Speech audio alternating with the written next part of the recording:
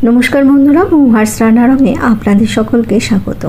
आज आमी बानाबो फिश कारि और सेई जोन्नो आमी निये नियेछि एखाने दुटो कातला माछेर पेटी और सेटाके आमी एकटु भालो करे धुए नियेछिलाम। धुए एर मध्य दिये दिलाम परिमाण मतो नुन और हलुद और देबो एकटु काश्मीरी लंका दिए एटाके खूब भालोभाबे हातेर साहाज्ये आमी मेखे नेब। मेखे निये एटाके आमी 10 मिनिटेर जोन्नो एकटु रेखे देबो। একই রকমের মাছের ঝোল খেতে আমাদের কারোরই ভালো লাগে না, তাই আমরা সব সময় চেষ্টা করি একটু অন্যরকম কিছু বানানোর।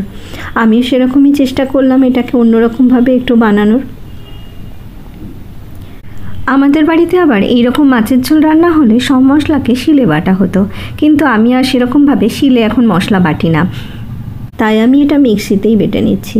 এখানে নিয়ে নিয়েছি দুটো কাঁচা লঙ্কা আর এখানে নিলাম একটা পেঁয়াজ। পেঁয়াজটাকে আমি ছোট করে কেটে নিয়েছিলাম, নিয়ে এর মধ্যে দিয়ে দিলাম আর দেবো এখানে 6-7টার মতন রসুনের কোয়া।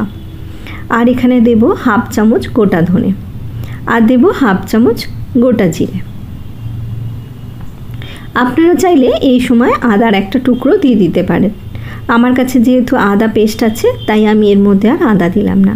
আর দিলাম হাফ চামচের মতন তেল, দিয়ে এটাকে একটা মিহি পেস্ট তৈরি করে নেব।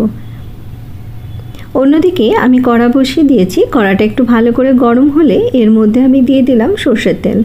এই সর্ষের তেলটাকে খুব ভালো করে গরম করে নিতে হবে যাতে মাছগুলো নিচে লেগে না যায়। আমার তেলটা ভালো করে গরম হয়ে গেছে, এর মধ্যে আমি মাছটা দিয়ে দিলাম। মাছটা দিয়ে আমি এপাশ ওপাশ করে এটাকে একটু লাল করে ভেজে নেব। অনেক সময় কড়ায় তেলের মধ্যে মাছ দিলে গায়ে ছিটে আসার একটু ভয় রয়ে যায় বা নিচে আটকে যাওয়ার ভয় থাকে। আপনারা চাইলে এই সময় এই তেলের মধ্যে একটু নুন দিয়ে দিতে পারেন, তাহলে আর মাছটা চিটিয়ে যাবে না। আমার মাছগুলো লাল করে ভাজা হয়ে গেছে, আমি তুলে নিয়েছি। এবার ওই একই তেলে আমি যে মশলাটা পিষে রেখেছিলাম সেটা দিয়ে দিলাম।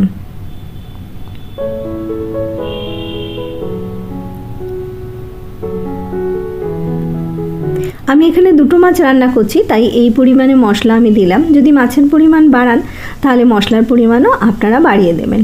আর দিয়ে দিলাম হাফ চামচের মতন আদার পেস্ট, দিয়ে এটাকে একটু ভালো করে নাড়াচাড়া করে নিচ্ছি যাতে আদা রসুনের কাঁচা গন্ধটা চলে যায়। এটা আমার নাড়াচাড়া হয়ে গেছে। এবার এর মধ্যে আমি দিয়ে দিলাম হাফ চামচ হলুদ গুঁড়ো আর এখানে দিয়ে দেবো আমি ছোটো চামচের 1 চামচ কাশ্মীরি লঙ্কার গুঁড়ো, দিয়ে সবগুলোকে আমি খুব ভালো করে মিশিয়ে নেব। এটা যখন আমার একটু কষানো হয়ে যাবে তখন আমি এর মধ্যে দিয়ে দেবো একটা টমেটো কুচি। টমেটোটাকে আমি ছোট করে টুকরো করে নিয়েছিলাম, সেটাই আমি এর মধ্যে দিয়ে দিলাম।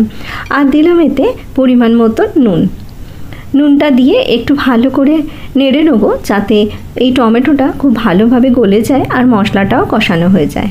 এই সময় আমি মিক্সির বাটিটা ধুয়ে একটু জলও দিয়ে দিলাম। এটাকে আবারও একটু নাড়াচাড়া করে আমি 2-3 মিনিটের জন্য এটাকে একটু ঢাকা দিয়ে দেবো।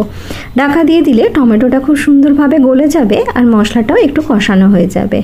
তবে যখন আমি ঢাকা দেবো তখন গ্যাসের ফ্লেমটা একদম লোতে রেখে দেবেন।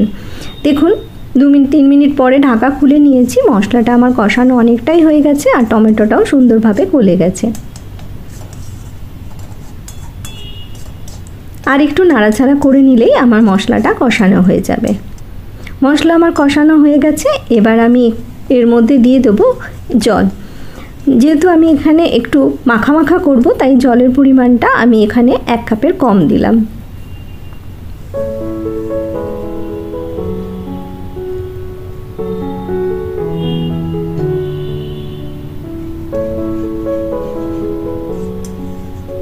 এবার এটা যখন একটু ভালো করে ফুটে যাবে তখন এতে দিয়ে দেবো একটা চেরা কাঁচা লঙ্কা, দিয়ে এবার যে মাছটা আমি আগে থেকে ভেজে রেখেছিলাম সেটা এর মধ্যে দিয়ে দেবো।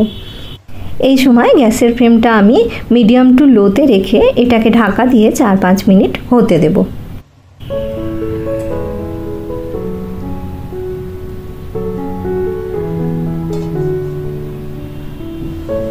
4 মিনিট পরে ঢাকা খুলে নিয়েছি। দেখুন আমার ফিশ কারি একদম রেডি হয়ে গেছে। আমি এটাকে নামিয়ে নিয়ে গরম গরম ভাতের সঙ্গে সার্ভ করে দেব। বন্ধুরা, আমার এই রেসিপিটা কেমন লাগলো অবশ্যই আমাকে জানাবেন। আর যদি ভালো লেগে থাকে তাহলে একটা লাইক করে দেবেন। আর যারা আমার এই চ্যানেলে নতুন বন্ধু তাদের কাছে অনুরোধ রাখবো তারা আমার চ্যানেলটাকে সাবস্ক্রাইব করে নেবেন। আমি আবারও হাজির হয়ে যাব নতুন কোনো রেসিপি নিয়ে আপনাদের সামনে।